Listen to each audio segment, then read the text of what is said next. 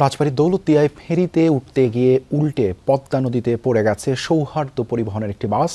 বহু হতাহতের শঙ্কা। উদ্ধার কাজে যোগ দিয়েছে উদ্ধারকারী জাহাজ হামজা। এ বিষয়ে আরও জানাতে যুক্ত হচ্ছেন সহকর্মী BM খোরশেদ।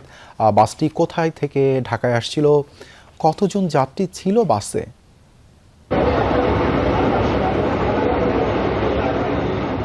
দেবাশিস, কুষ্টিয়ার কুমারখালী থেকে বাসটি ঢাকার উদ্দেশ্যে রওনা হয়েছিল এবং দৌলতদিয়ার ৩ নম্বর ফেরিঘাটে ইউটিলিটি ফেরিতে ওঠার সময় আসলে এই দুর্ঘটনাটি ঘটে এবং এখন পর্যন্ত আসলে বাসের যাত্রী সংখ্যা আসলে ওইভাবে নিশ্চিত হওয়া যায়নি।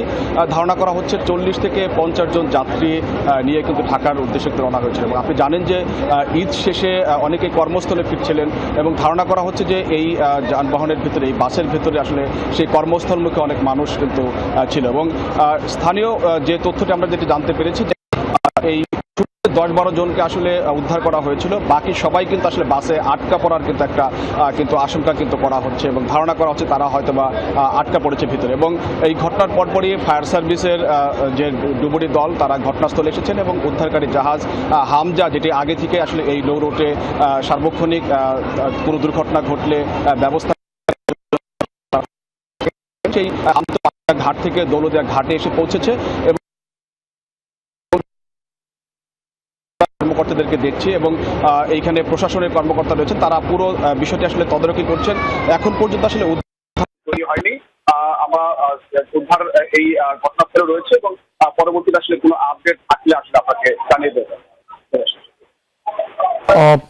খোরশেদ, দুর্ঘটনার বিষয়ে BIWTA কি বলছে বা আপনি কথা বলতে পেরেছেন কিনা BIWTA এর সঙ্গে?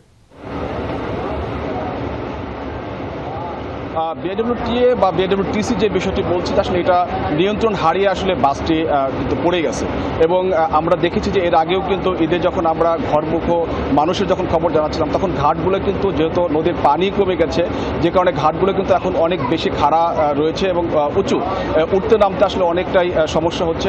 ধারণা করা হচ্ছে হয়তোবা এই গাড়িটিও সেইভাবে আসলে পন্টন থেকে নিয়ন্ত্রণ হারিয়ে এই নদীর মধ্যে কিন্তু পড়ে গেছে।